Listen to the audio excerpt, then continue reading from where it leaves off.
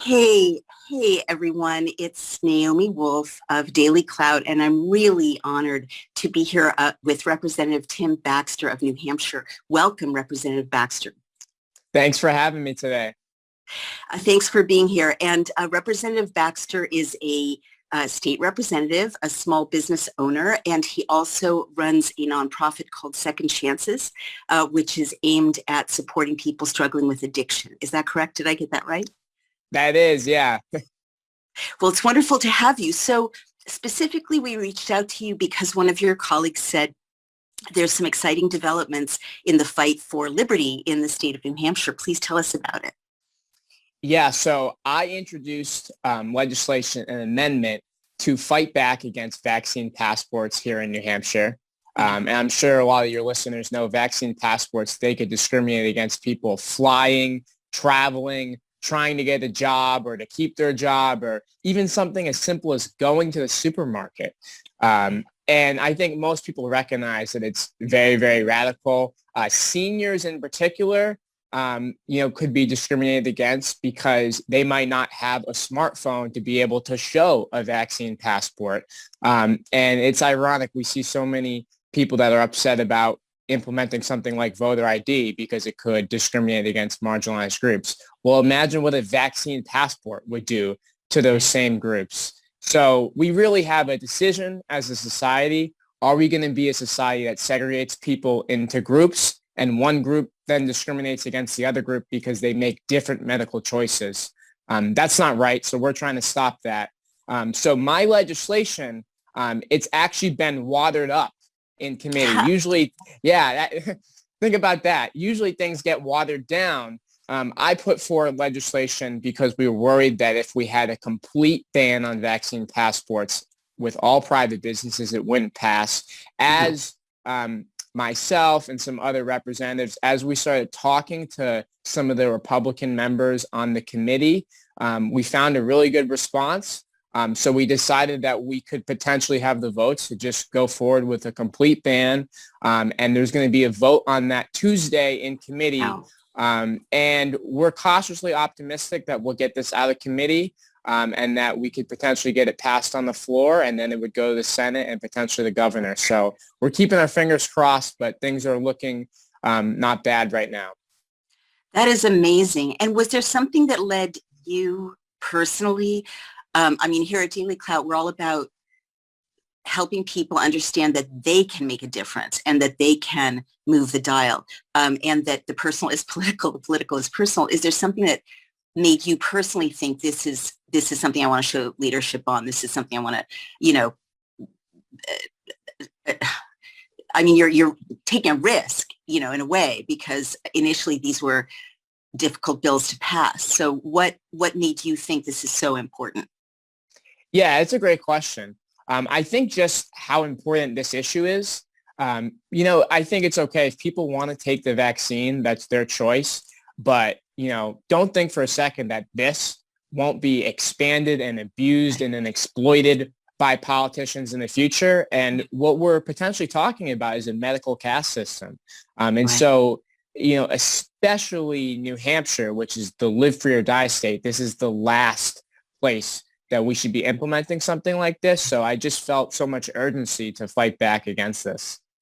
Yeah, and you work with people who have struggled with addiction. So you know what it's like to work with people or to know people who have been treated as second-class citizens in a society or discriminated against. Do you think that work affected your decision-making at all or not at all?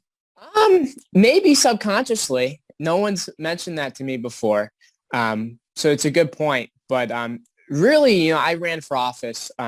I felt compelled to fight back against corrupt politicians because there's so many politicians that are taking advantage of people constantly, growing their power by taking away our liberty and freedom. And especially as someone that's young, I really felt compelled to get involved in our political system and fight back. And it's the same thing here. Let's call them what they are. Vaccine passports are Orwellian. They're something out of a Orwell novel. They don't belong in New Hampshire. They're a violation of our bodily autonomy, our medical freedom, HIPAA. So we need to, send them to the trash can where they belong. Absolutely. So Representative Baxter, you raise an important point. I've looked at these various laws, including the Equality Act. You mentioned HIPAA very correctly, the Americans with Disabilities Act. Aren't they already illegal? Why should legislators have to pass legislation to ban something that's already against the law? I've been confused about that.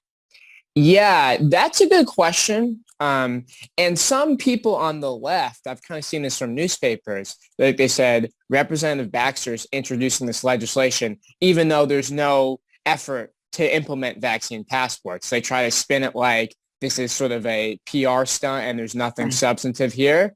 I would say you look at the Constitution, right? The Constitution says clearly this is what government can do, and then what happens? The politicians do whatever they want to do. Right. So if you want something to not be done, or if you want something done in a certain way, you have to spell it out crystal clear, because if not, businesses, corporations that are in bed with government, or bureaucrats can try to implement their own agenda. So Gotcha. we really... Yeah. Exactly. Yeah, we just got to make it crystal clear so it doesn't happen here. Something scary to me as I've been traveling across the country speaking to state legislators about these issues is that you see the same talking points in newspapers in Michigan, in Oregon. In Michigan too, state representative tried to ban vaccine passports, and the spin was there is no such thing planned. Well, it turned out they'd already made a digital database of everyone's vaccine records, that they were already state government was already in bed with big tech to monetize for big tech. So I think a lot of people watching this will totally agree with you that this is not a time to leave it all to, the goodwill and constitutional behavior of our elected officials, and that it's very good to ban these things, especially because businesses, I'm here in Oregon, businesses have signs saying, if you're not vaccinated, wear a mask. There's already discrimination. So it's really great that you're proactively keeping that from happening. Have you heard from constituents? Are people supportive or not supportive? Yeah, I have heard from constituents. And just real quick, I want to touch on what you were saying with, should we do this before it happens? We look at like a vaccine registry that exists in New Hampshire. So, wow. It's like, what are we supposed to think you're doing with this information? Right. And even if you collect it now and you're not doing anything with it now, you have the ability to use that information in the future. And politicians, we shouldn't just believe they're looking out for our best interests. I think most people have realized that's not the case. But in terms of public opinion, first of all, there's too many politicians that they lick their finger and they stick it in the air. My job first and foremost is to do what's right, to fight for my constituents in my state and to protect their liberty and freedom. So even if this isn't popular, leading is doing what's right, even when it's not popular. With that being the case, though, I've gotten support for this and I've gotten, emails against it. But I think most people, I would say 2/3 of the feedback has been positive because people realize how radical vaccine passports truly are. And that's been encouraging. That's really good to hear because this is a new technology and it took a little bit of explaining. I think I'm sure you did a little bit of explaining to show people this isn't just like carrying around a card that says I've been vaccinated. This can take over your whole life, keep you out of the job market, keep you, as you said, from getting groceries. As we've seen in Israel, a two-tier society within a matter of months. It's not science fiction, it's now. And look at New York. I live there and there is a vaccine passport and you are not allowed to see a Mets game if you don't have your vaccine passport. So an Orwellian dystopia can happen at the flick of a switch with these vaccine passports. So you're on the right side of history. Tell me, do you think this is a partisan thing? Have you heard from Democrats and Republicans, or do you think this transcends partisanship? I think it's a type of thing where it's partisan among the politicians. I think the Democrat politicians don't necessarily reflect all their voters. There definitely is a segment of this country that is cuckoo when it comes to COVID. You can just look at the data with the poll numbers. 41% of Democrats think the hospitalization rate for COVID is greater than 50%. That's nuts. and they're not living in reality when it comes to what the actual data is with the virus.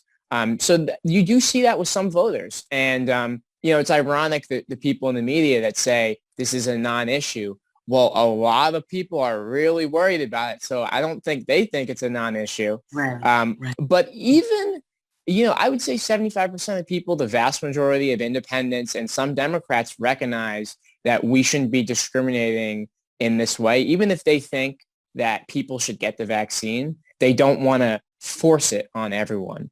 Right. So that's been encouraging to see. But there's definitely that disconnect. The Democrat politicians are all in favor of vaccine passports. Wow, that's really scary. So given that, do you have the math in New Hampshire to get this passed and get it signed by the governor? That's the $1 million question. The first step is to get it out of committee on Tuesday. We're feeling good about that. The House in New Hampshire, we have a 400 person House, and it's sort of an activist legislature, which I really like that system because the politicians, we make $87. We're a public servant.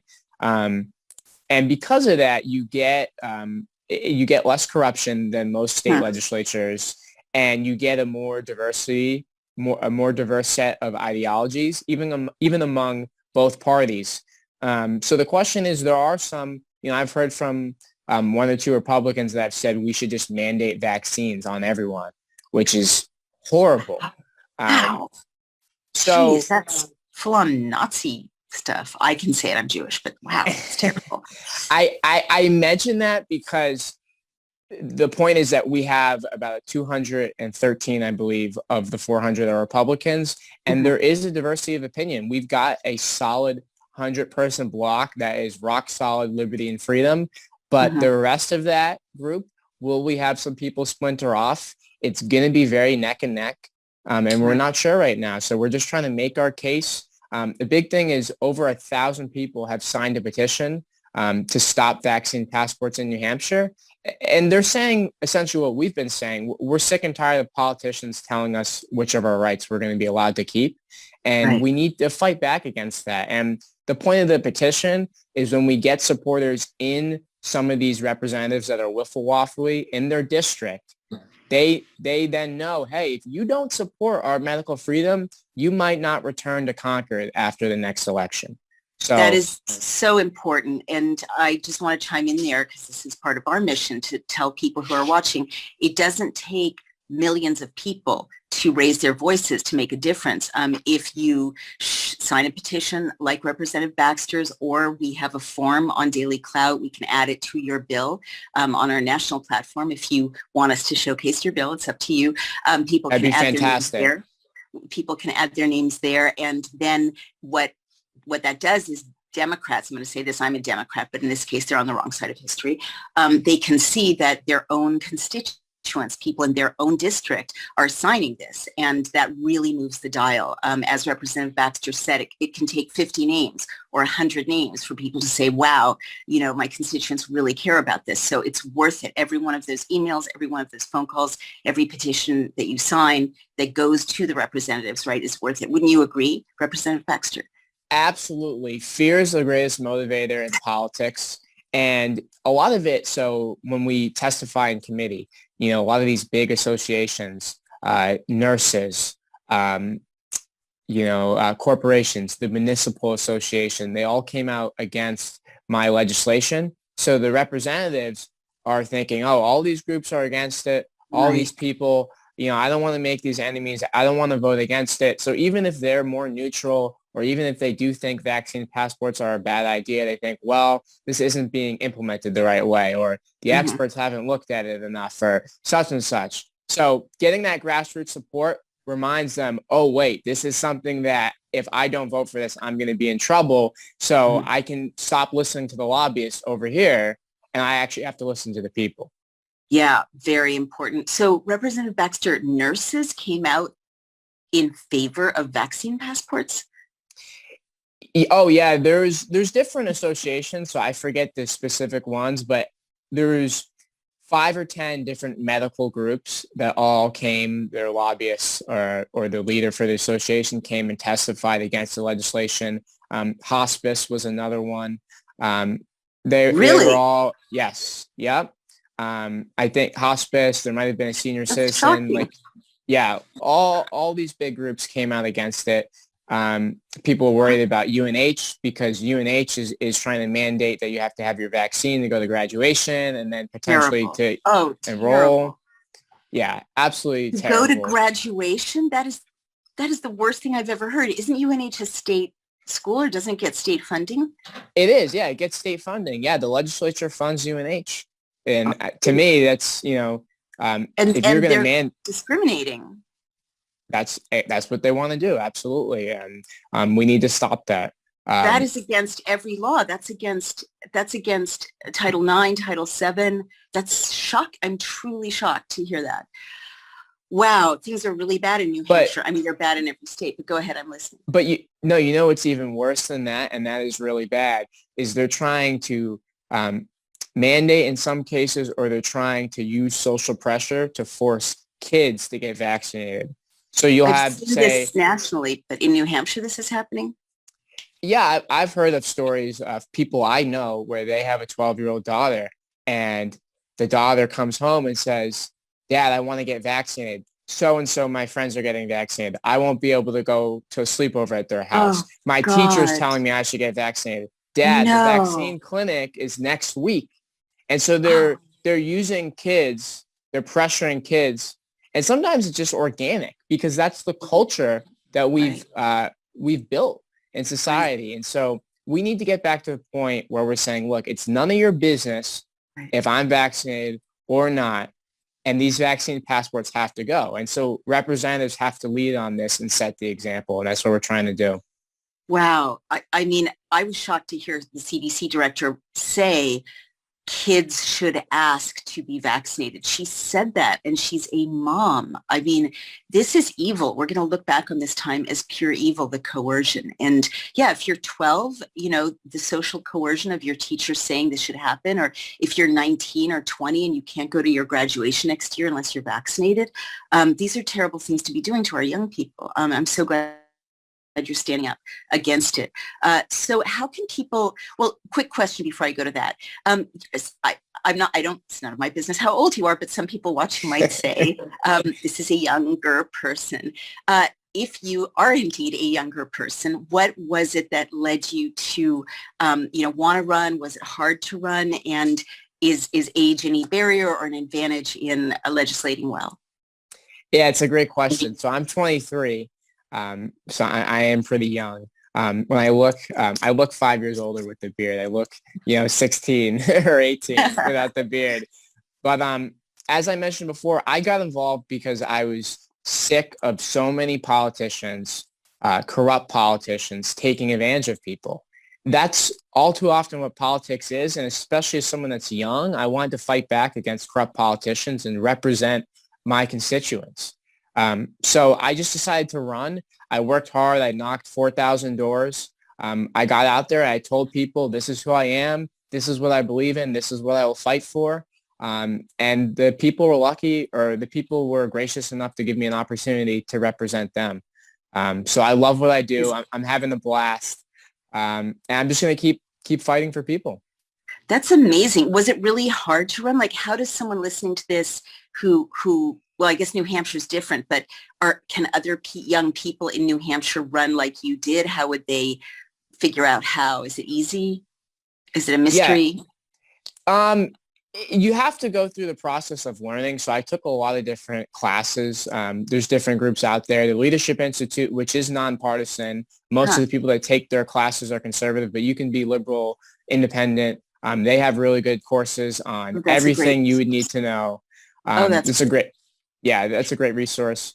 And I learned a lot from them. But I would say generally, never let someone tell you you're too young or too old to make a right. difference, because it's not true.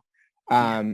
And so I wanted to make a difference. I worked hard. I went through the process. I spent a lot of time listening, working on how can I run an effective campaign. And I went for it. That's so exciting. And it doesn't take buckets of money, at least in New Hampshire, it sounds like. Did you have to raise millions and millions of dollars, or were you able to do it on a shoestring? Yeah. No, I did raise money, and that's part of the process. And it's like anything else. I made thousands of phone calls, Mm. and some people say no, and some people say yes. But it isn't millions of dollars in New Hampshire, which is nice. The average representative that's new, it's maybe $5,000 or $3,000 that they raise. It's very So it's manageable. yeah, very manageable. And if you want to make a difference, you can do it. You just have to work hard. That's awesome. Well, my last question then is, wow, this is so important in New Hampshire, what happens, and it's so important that you get some Democrats joining you in the leadership, and also that people in the center and on the left contact their Democratic representatives, ideally, to move the dial on this. But how can people help you and your colleagues in passing this legislation? How can the people in New Hampshire help you? Yeah, the number one thing would be to sign our petition, and then also to reach out secondary to your representatives as well. And folks that do live in New Hampshire that are represented by Democrats, let them know that the Democrat Party has always espoused the message of being against discrimination. And we're talking about wide-scale discrimination here. So this does not represent your values as someone that's looking for representation from their Democrat representatives. But signing our petition, even if you're not in New Hampshire, it shows that we have grassroots support to fight back against vaccine passports. It's so important because that's the only thing is fear, because politicians, they see the amount of people that are saying, we're going to stand up against this, and that's going to make them vote the right way. We've got to show the politicians that if you're not standing with us and supporting our medical freedom, we're not going to let you go back to Concord after this next election. So please sign that petition, and if you're in New Hampshire, contact your representatives also. And we'll be posting a link to your petition, as well as, with your permission, your bill on our site to showcase to everybody to sign it as well when we post this video. Lastly, I promise, is there going to be any kind of event? We've been at events in Maine or New Hampshire. Are you going to host a rally? Is the State House open? I'm finding that people are really hungry after all this lockdown to be assembling and in touch with each other and gathering for a purpose. Any plans for that? Not to put you on the spot. No, it's a great question. We had a medical freedom rally that I kicked it off talking about my work on vaccine passports. This was on May 14th, I believe, or May 15th. So I'm sure there'll be more rallies. I'm just not sure at this time when the next one will be. But if there is another one coming up, I'll be sure to let you know. Please keep us posted. Wonderful. And everybody, please take action. Sign Representative Baxter's petition. Call your friends and relatives if you don't live in the state of New Hampshire. If you have any friends, contact Facebook friends, Twitter friends in New Hampshire. Let them know about this. And the number of your bill, Representative Baxter? It's an amendment. Yeah. So I don't know it off the top of my head, in part because now it's the new amendment that's been watered up. Okay. So the new vaccine passports amendment will showcase it. Yeah, sorry. Once you put an amendment into committee, it's no longer really your amendment. It becomes the committee's amendment, and then they can change it. So, and sometimes it can actually become stronger than you originally put in. Sometimes it gets watered down, and it can do the opposite of what you said. So that's kind of where we're at right now in the process, just so your viewers can understand the process a little more. That's really cool to explain that to us. Thank you so much. Is there a bill that exists then that it's amending, or is that not yet? Yes. Yeah. So we'll get you the amendment that's being voted on Tuesday. Your listeners will be able to see that language, what it says right now. Okay, wonderful. Well, we can't thank you enough. Thank you for serving your community. Thank you for explaining this process and where it's at. And thank you for fighting for the liberties of the people of New Hampshire. And we'll do everything we can to support you. I appreciate that. And it's my pleasure. And thanks for having me on today. Okay, take care. Bye-bye. Bye.